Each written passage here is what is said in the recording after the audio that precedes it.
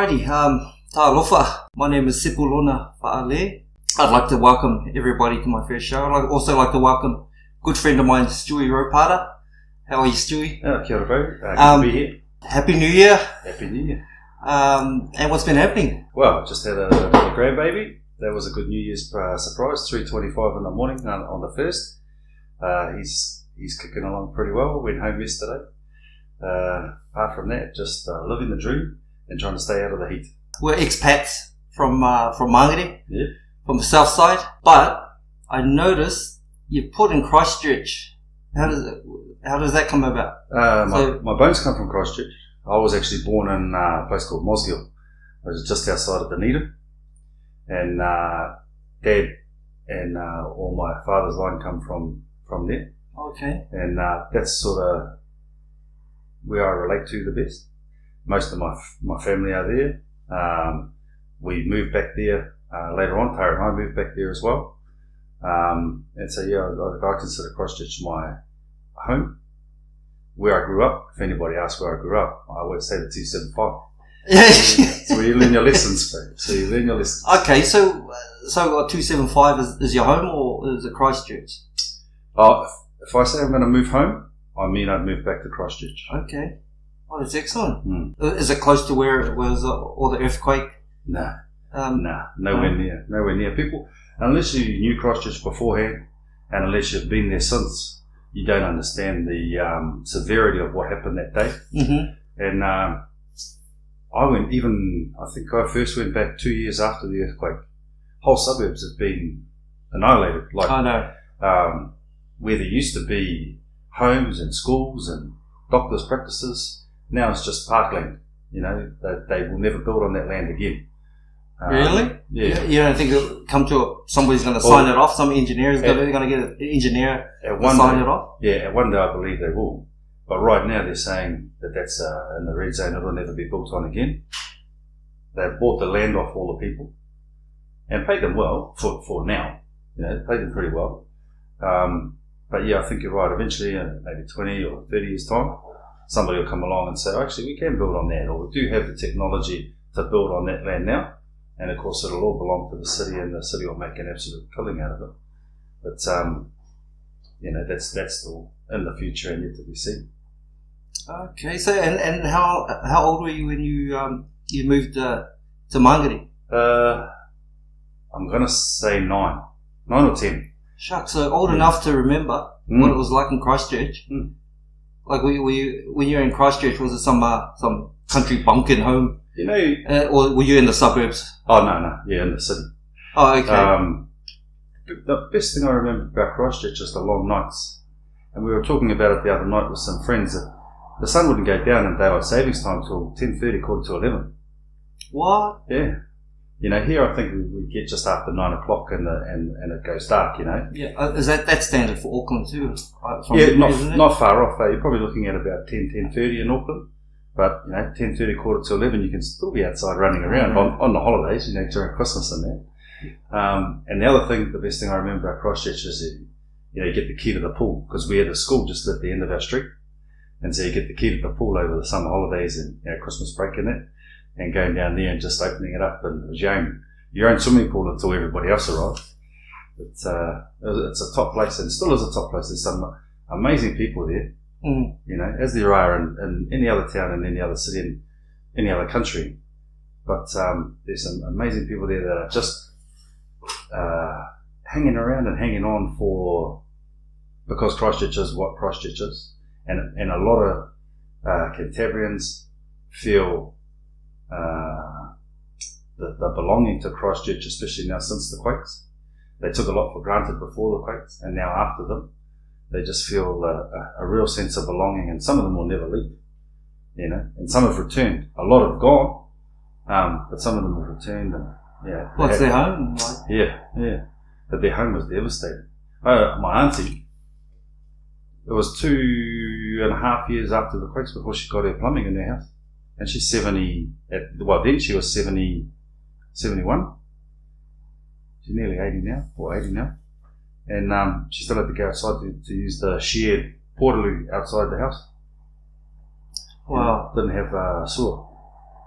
for 2.5 years. So Has it been that long? How long has it been? I was nearly. Might have been 10. Was it 2006, 2007? I can't remember. But 10 years. And because I remember the last time I went could have been maybe 3 or 4 years ago.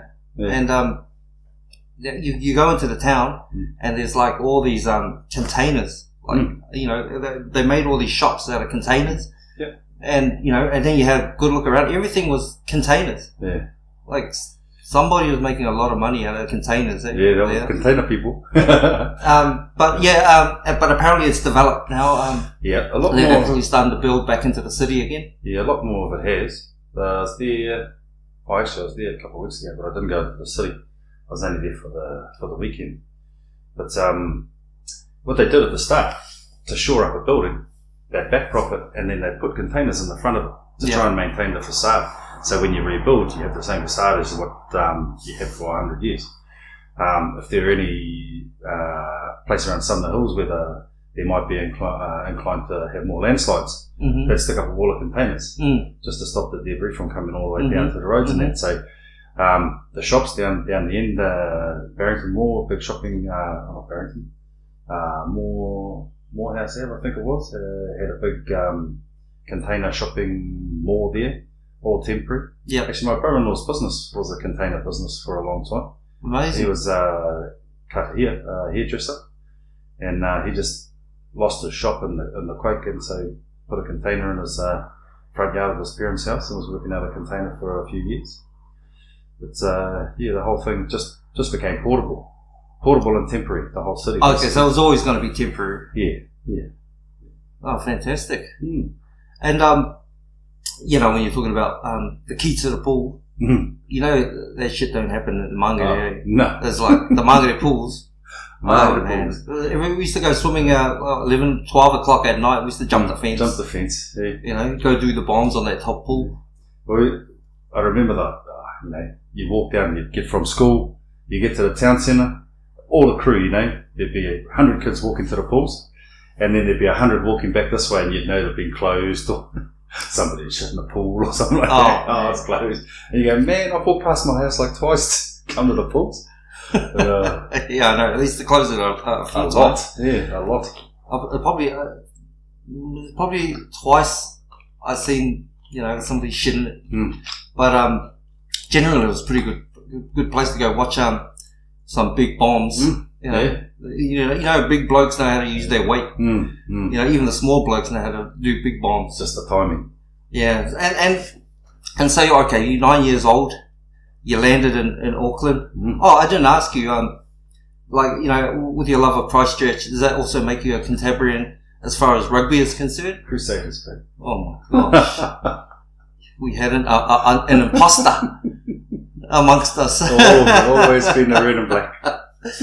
Well, I don't think we would have had those sort of conversations when we were a bit younger. I think we all took it for granted that we were all true blue. But and did you used to let everybody know that you used to follow Canterbury? Probably when you're a kid. Yeah, it doesn't really come up that much. No, it doesn't. Isn't it? You want to be in the roller mills. Yeah. You know, you want to play with your mates. You want to go and, you know, play league or whatever. Play for Manukau, Mount East. I play for Mount Albert.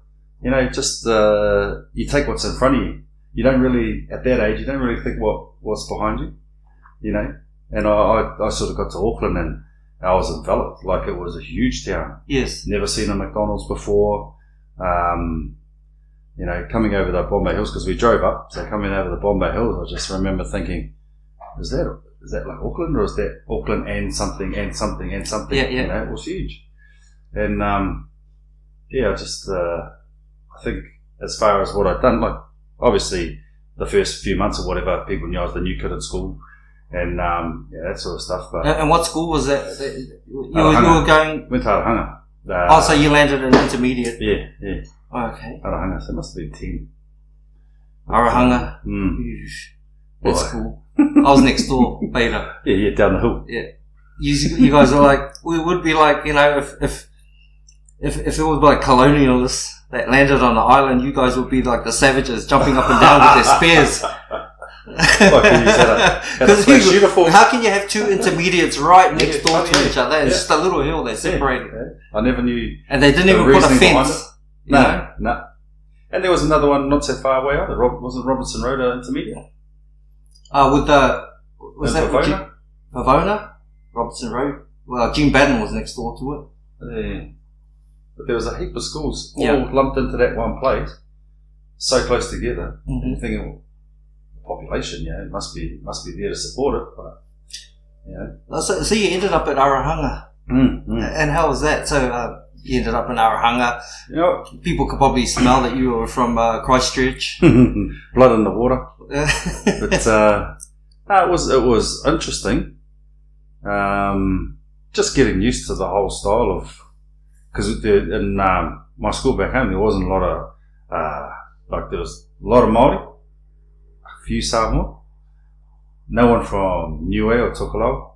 So I hadn't even come across these people before. I was in a room with a fellow called Ulu, and Ulu had long hair, and the long plaits, the Niuean plaits. Yeah. And for a long time, it took me ages to actually figure out, is he a boy or a girl? Because that was what I remember thinking, at that age, 10 years old. Some of those Niueans, because I think, is it Niueans or Raros or whatever, they have a ritual where they have a hair cutting. Yeah, Niue. Man, I used to see them all, and it used to be like, oh, why are you going to grow your hair like that for? Like, you look like a girl. You didn't say it, but you thought it. Well, that's what I was thinking, because the only I'd come across with hair like that, and plaited, and all that, and shiny, all that were the girls that I'd gone to school with. And this was like, a good couple of weeks, because we didn't have uniform. Arahanga didn't have a uniform. So you just, turned up, and I couldn't tell. And eventually I had to say to one of the boys, Ulu, come on. And they go, no, Ulu's definitely a boy. Well, what's with the hair? And that's when they explained to me. And I actually went and asked them, when are you going to get it cut? When you get it cut? And it was actually before he left intermediate school that he got it cut. And he said, the ceremonies can involve thousands of dollars. Can go for days, big feeds, whatever. He goes, and that's what he was going to do. I think he was doing it with his cousins. Wow. Yeah. So, hadn't come across Niueans, Tokelauans, Solomon Islanders, many Tongans at all. Cookies, plenty of cookies in Christchurch. Some, what do you call it? So how could you go to, were you playing rugby back then as well? Yeah, just at school. Yeah, so we had a good school team. Yeah, there was a good school team. And then Roller Mills, tried out for the Roller Mills, just missed out on that. Only one of our mates got into that, which was Samuel Pelisasa. Did you know him? Basketball? Yeah. A short? Yep. And he could jump? Yeah. So he made the Roller Mills that year. Then he went to OHS and we went to Mangere College. There you go. Yeah. And Mangere College had a team maybe for a year, and that was it. Yeah. What's the history on that? That year, we're talking about the 80s, early 80s, and it was as if something happened. Something must have happened why they didn't have any rugby coming out of that school. They got scratched out, I think was the story. They had a big fight, and I'm not even sure who it was against. I'm going to say Ngā Tapua because that's what sticks in my memory. Could be 100% wrong. But there was a big fight, and spectators got involved, so the police got involved, and then there was no more rugby. It's funny you should say that because when you think about no rugby from this school, from your school, there was probably also no rugby union coming out of Ngā Tapa as well. So maybe your story is true. That might be right. Yeah, because that's just what I remember. We're only 13 years old, 14 years old, and that's what I remember. That how it was. The reason why we couldn't have a rugby team because they'd scratched us for a couple of years, and then it sort of never took off again. Yeah, well, it's pretty weird because when you think about Arahanga, Mangere, Mangere College, it's like there was so many talented rugby players. Rugby league players. Probably that area was probably known for rugby league. but there was some good clubs there, the Rovers, Manukau Rovers, which are, a really good club. So, not having it having rep rugby in the, at the lower ages, it would have been hard. I think maybe that's why it never picked up again, because you always had Rovers and you had Manukau leagues, and so for those couple of years where the kids aren't playing at that school, you go to your club, then you stay at your club, and so maybe that's why it never got up and running again. Maybe there wasn't a teacher there to do it or whatever, but yeah, it just sort of stopped around the time that we got there. What position were you playing when you were in it? Oh, flanker. A flanker? Yeah. A lazy one. I was going to say, were you quick? No. Like one of those quick flankers? Were you one of those guys that used to dive into the rucks and the malls? I was one of those guys that would say, oh, he's got him. Oh, maybe not. Maybe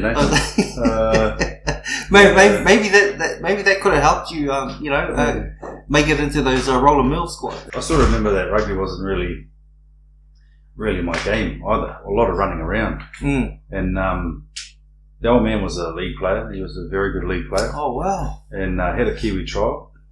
Didn't make it into the Kiwis, but he'd always taken league teams in that from when we were young.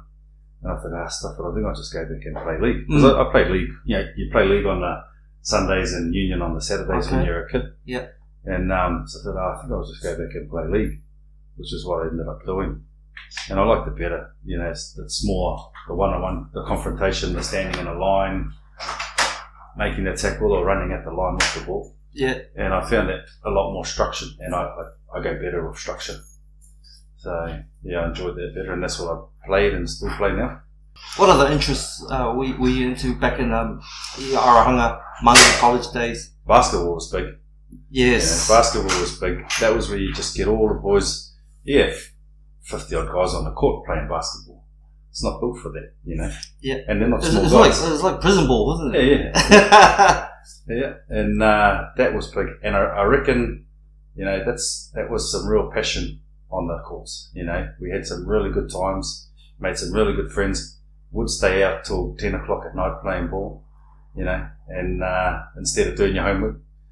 But there's some really good hoops memories, especially from Mangere. Oh, man. And the rec centre on a Friday night, that'd be the place to go. I guess you have all your different areas. Like the Mangere rec was like a mecca for the south side for anybody that wanted to play ball or wanted to try all their tricks and whatever, and wanted to find out about the whole culture with basketball. It was massive. Yeah. And then you had like other areas like in the city you had Youth Town, which was big as well. Yeah. Sometimes you venture down there and take on the Westies. Yeah. Well, you get into the uni gym. That was always a good challenge. Get down the uni gym. Which was a challenge to get into because none of us went to uni. Yeah, I know. How many times we used to jump down the side? Yeah, ninja down. It was like one of those arenas. Yeah. There was only one entrance in, and you had to have some membership or whatever. Yeah, you could climb over the fence and then you down just the had wall. to drop. It was a big drop. Yeah. But it was, it was easy because you didn't have to climb it. You just walk straight back out. Straight out. Yeah, no, it's cool. Hoops was big and enjoyable too, And it's like the kids are today, they all know what LeBron's doing or Dwayne Wade or, whatever. And we were the same with our teams, I think as far as the NBA was concerned, it was that era where, it's just the whole culture, the whole basketball culture, it pretty much evolved at that point in time where they developed the NBA, where it come off the ABA, I think it was, and into the NBA. And then all of a sudden these big players, I think guys like, Dr. J and all those other Kiki Vanderway and all those other fellas, Doc Rivers and all that, they were at the end of their careers coming into it. So they were still big stars, but then the new breed started coming in. Yeah. At the time it was like Michael Jordan, Magic Johnson. You had, who was the other fella? Isaiah Thomas. Yeah, Larry Bird. And the best player of all, Karl Malone. Of course, we know him well. Mailman, always delivers. And except when it snows. Oh, you like that mailman as well? Hell yeah. But, I reckon we were lucky. The kids these days, they know, Kobe Bryant, LeBron James, all that sort of stuff. But back in the 80s and 90s, you had those players all playing each other on different teams, week in, week out. You had players of that caliber. Oh, yeah. Michael was that much ahead of everybody, but you had your Magics, your Isaiahs, your James Worthies and your Karl Malones, your John Stocktons. You had all these teams, Charles Barkley if you want to throw him in there too, but teams that had one or two absolute superstars filtered throughout the NBA, and when they came together and played each other, they were big deals. Oh, and great games. And it was a massive, spectacle, an occasion. Like, it was like, gladiators came up and they knew what they were up for, and they just went at it, They showed, what they had, especially in the All-Star, weekend. Yeah. That's where it all started, It's a lot different now. It is different. I've watched it, and it's like a watered down version, really, like when the players in the 80s and 90s, they got on the court in the All-Star game, they still didn't want to lose the All-Star game. Yeah, I know. The fact they want to put on a good show, that's all fine. But they didn't want to lose. Those guys the losing was not in their vocabulary. And so they weren't just going to give a game away, especially not on such a high profile stage. And they'd still compete. And if they had to score, they'd score. If they could throw an alley-oop and make it look good, then they'd do that too. But they were all about winning the game. Now, it's just about, see how many alley-oops you can do, see who can do how many dunks, and all that. It's lost its way. Yeah. It was for me anyway. Well, I think for our generation, I think I'm starting to get back into it, just with some of the names, and I think as well as the young kids, my young kids, they're right into it. So, and they're sort of educating you on what's going on now, and then you make the comparisons, and you're like, well, this is good, these, and you're talking about different characters in the competition. Now it's a bit different, where it's almost like you play rugby, or even rugby's sort of changing as well, like especially rugby league teams, but we go and join a team, like an NBA team, and you could be there for like the next 3, 4, 5 seasons. You're still at one team, at its least. And but now it's like they could be gone in half the season. It's and they're all for the recruitment. These guys, they jump into a team just so they can win a championship. They're not career team players. Yeah, 100%. And that shows with at the end of their careers how many teams different players have been in and involved in, and how successful they were. To me, anyway. I think if you build a strong playing group and you can maintain it, you're going to be more successful than the guys that are headhunting or headhunted and jumped into this team, that team, attracted this player and got that player. You can have two amazing players, they get together and they fall flat on their face because they can't jump.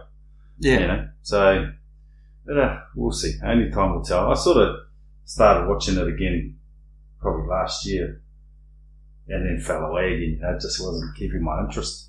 Yeah, and it's especially, I think it's pretty cool when you watch some of those panels. Not those other dickheads. Those guys that didn't look like they played basketball. It's interesting when you watch the old players when they get together. Like, I'm talking about the post 80s, maybe even 90s, maybe early 2000. Even those guys are really good to watch, and hear, what they think about what's going on. Yep. Oh, talk about, Mangere College. Like, when you talk about good players, like, who were the guys that you used to muck around with? They were up because they had a lot of good players, a lot of good sports, personalities that come out of that school. I don't know how, but yeah. Oh, it's just sheer talent, grit, determination, and not being able to do your schoolwork, so you might as well play sport. Because, Haicho went to Beta. No, he didn't. He went to Beta. Did he? There you go, eh? Didn't go to Arahanga. I didn't know that. He was only, I think he was only 2 years. Oh, so he was 2 years older than me, I think. But, really? Yeah, I think so. Shit. Maybe a year older than me. Alright. Maybe I'm mentioning, names that. But no, Hacho was still at MC, when we were there. And, Paul, I think it just finished. But, there's some good footballers came out of there. I remember one day, we were playing on there was a little field up on top of S block, between the S block and the courts, and we're just playing. It was supposed to be touched, then it turned into hell, then it was tackle. Oh, it's the normal process. Then it was smash into the wall, smash into the bar, smash into whatever. And I remember Hydro got the ball, and I think he'd just been named in the Auckland team. And I don't know, I can't remember if it was age group or not. But he got the ball, and he just steamed straight ahead, 100 mile an hour. And it was like Moses down the Dead Sea, but people just got out of the way, Just, not even bothering. All except for Frank. Frank Langaya? Yeah. Oh my god. He stood there, and then just before Hydro got to him, he hit the deck, covered his head over, and Hydro tripped over him, and went splat straight on the ground, and went, oh man. Oh, it was hard case. It was just incredible. I was thinking, he's got to move. He's going to move. I think Hydro was thinking, he's going to move. He didn't move. And I think Hydro probably still scored the try because Frank was that far back. They were probably on the try line. But yeah, he just dropped straight down and Hydro went straight over the top of him. Frank was he was very athletic. Bro, he had the high jump record. Yeah. I think in the school sports he was always one of the fastest 100, 200s. Basketball, phenomenal, Oh yeah. I remember we played Mags one day and we were losing, I think. And actually that was when we were at another school. Not at MC, but anyway, we were losing. You can say only hunger. And there was I'd been dogging on defense. He was really dogging on defense. And one of the boys threw the outlet pass that could have gone to me or him. Of course, it went to him. And he just came right underneath the hoop, pumped the ball, threw it in backwards. And all the Mags boys just went, oh shit. They'd already beaten us, but I was like, oh. Oh man, he was just. Yeah. I'll say one thing about Frank is the best 1 foot dunker I've ever seen. Like, I don't know how he finds the lane because that's why you switch to 2 feet, so you just plant and just jump from wherever. But he just starts waltzing down, does his 2 steps, bang, and even worse if he reverses it on you. Yeah, that's when you just get out of the way. And that's even before people had phones on, cameras on their phones. Imagine it now. People would just be, got you. Oh, I know. Got you too. I know. Yeah. I just, sometimes you wish that shit was back then, the whole, camera thing, because I tell everybody I used to dunk as well, and they're just like, whatever. Man, it's true. Like, and then I just forget it. I just leave those stories behind. That's it. That's the past. Yeah.